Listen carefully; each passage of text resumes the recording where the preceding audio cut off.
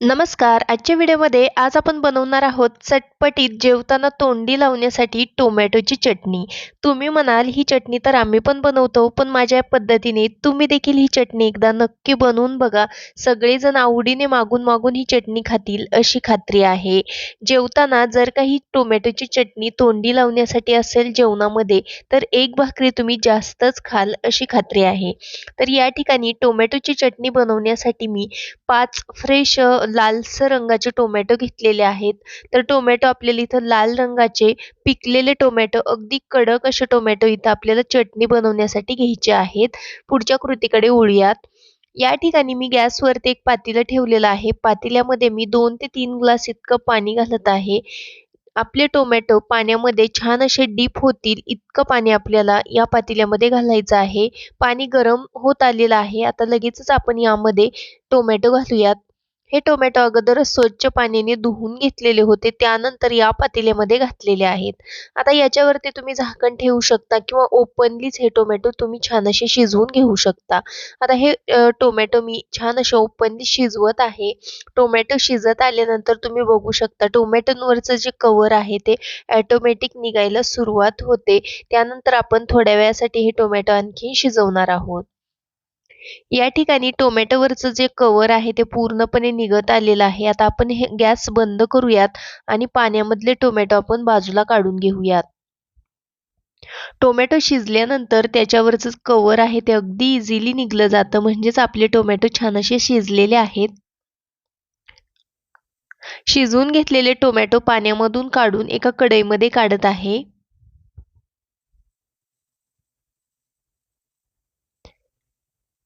शिजवलेले टोमॅटो आपण पूर्णपणे थंड करून घेऊयात.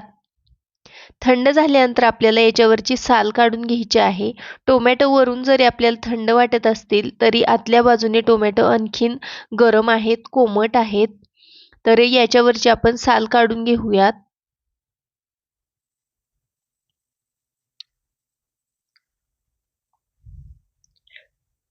पाचही टोमॅटोंवरची मी साल काढून घेतलेली आहे. आता हे टोमॅटो आपण एका मॅशरने छान असे मॅश करून घेऊयात. टोमॅटो अगदी बारीकसर असा मॅश नाही झाला तरी देखील चालू शकतं, कारण हा टोमॅटो पुन्हा एकदा आपण शिजवून घेणार आहोत. त्यावेळेस हा टोमॅटो अगदी छान असा बारीकसर होतो. अशा पद्धतीने हा टोमॅटो मी मॅश करून घेत आहे.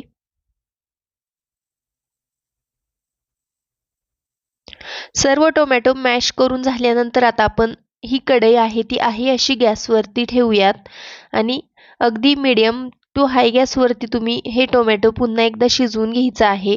कारण यामध्ये जे पाण्याचं प्रमाण आहे ते पूर्णपणे आटेपर्यंत हा टोमॅटो आपल्याला एकसारखा परतत राहायचा आहे. त्यामुळे मस्त असा आपल्याला प्युअर टोमॅटोचा पल्प मिळतो.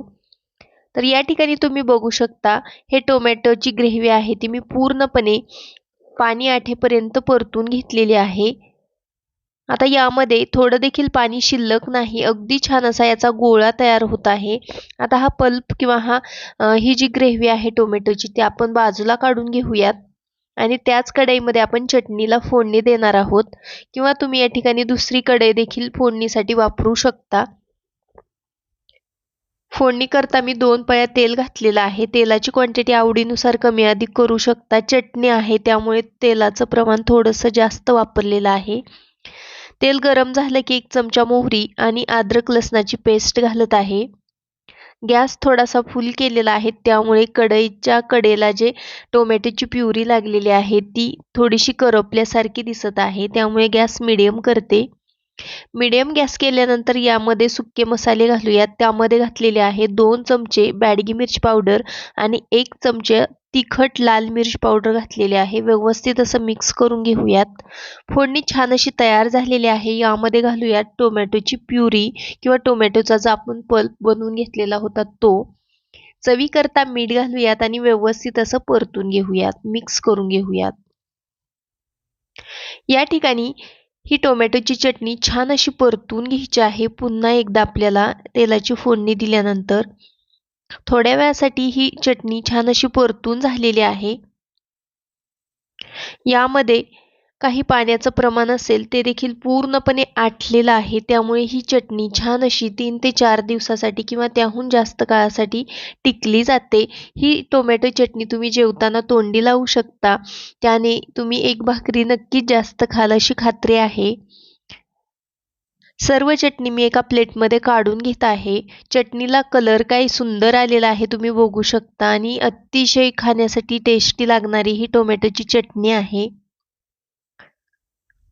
अगदी मस्त अशी इथं चटणी बनवून तयार झालेली आहे. ही चटणी तुम्ही जेवताना तोंडी लावा किंवा चपातीसोबत, भाकरीसोबत किंवा जेवताना भातासोबत देखील ही चटणी तुम्ही खाऊ शकता.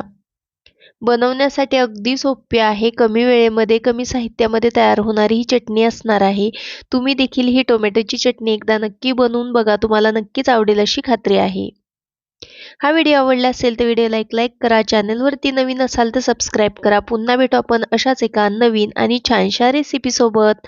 तोपर्यंत बाय बाय.